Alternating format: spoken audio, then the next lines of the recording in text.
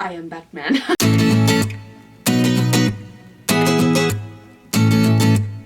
Hello again, it's me again. Hello everyone, it's me again, back with another review. Really sorry I didn't post last week. I want to post weekly, but I got really sick and I actually tried to record this video, and one of the beautiful sentences that my sick brain came up with was, "The two actors have great chemistry. There's a scene where they have great chemistry."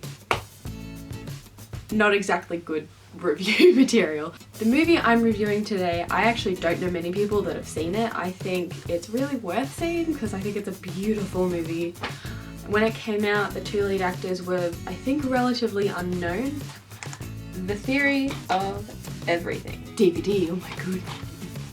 So this movie I think is so beautiful, and honestly it's quite hard to talk about spoiler free, but I don't want to give away spoilers because that's just... It is based on the real life story of the real marriage between Stephen Hawking and his wife Jane Hawking.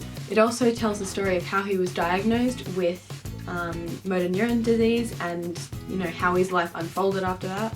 So as I said, it's not going to be an in-depth review because, as I said, I can't talk about it without giving spoilers, but I don't want to give spoilers.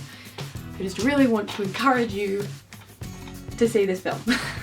It came out in 2014 and it stars Eddie Redmayne and Felicity Jones as Stephen and Jane Hawking.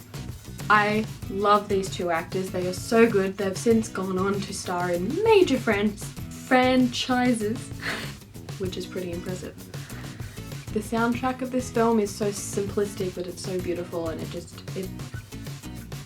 gives you hope, kind of thing, which is a weird thing to say, but if you watch the movie and you hear the soundtrack, you know what I'm trying to say. This story flows really well throughout the film, so it's about, what's the runtime? 118 minutes, so it's about 2 hours, but it flows so nicely. You're introduced to characters very quickly, you get to know their personalities and, you know, ambitions and goals and all that very, very quickly, and their chemistry is established very fast, but you find yourself maybe half an hour into the film and so much has already happened. You're already invested in these characters and you want to know what's, you know, to come in their lives. Don't know why I said that. James Marsh directed this film and he made some really nice choices. So there's some really interesting camera angles, especially when you're being shown kind of the progression of Stephen Hawking's illness. At times there's a foggy quality to the camera shots which helps romanticize some of the scenes and also gives a great sense of the time period. There's clever writing with this film, which makes sense seeing as pretty much all of the characters are witty and clever, and there's one line in particular that I absolutely love, and I'm going to treat this as, it's not really a spoiler because I think it happens within 20 minutes.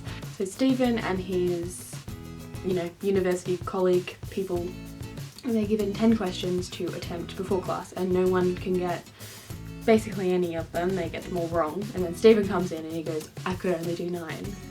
And everyone just looks at him and he got them all correct. So it's just like, Stephen Hawking, everybody. Another strength of this screenplay is that it cleverly shows how Hawking gained a very, very unique perspective on science and life, and as he goes to actually write a book about time. It's actually really interesting to see how, if motor neuron disease hadn't been affecting him, maybe he wouldn't have thought about the things he did. But then again, you know, he's a genius, so he probably would have.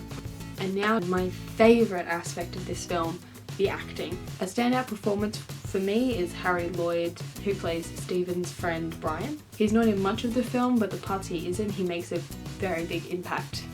For me at least. For Game of Thrones lovers, he played Viserys. The chemistry between Eddie Redmayne and Felicity Jones is very, very lovely. Like, you just get a sense that they're friends and all that. Side note, there are also no villains in the story, which I actually really like because it's just like, they're real people, it's real situations, and it's all grey area kind of thing, which is life.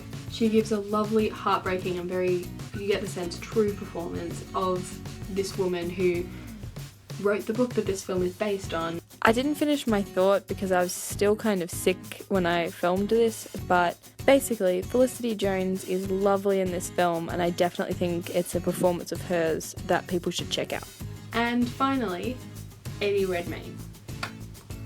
My goodness, did he deserve the Oscar when Stephen Hawking himself thinks that he's watching himself at points.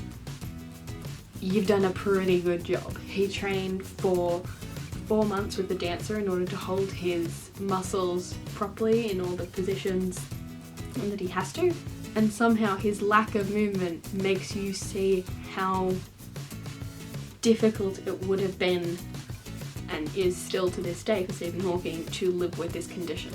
There are certain scenes that really highlight this, and again, don't want to give anything away, but Redmayne's performance in this is absolutely something to see. So if you want to see the movie for something, do it for Redmayne.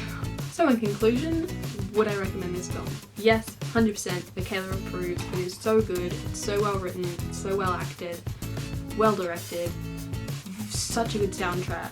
So yeah, see this film and maybe comment down below if you watch it and let me know what you thought of it. Like this video if you enjoyed it and subscribe for more reviews. As I said, hoping to post on a weekly basis.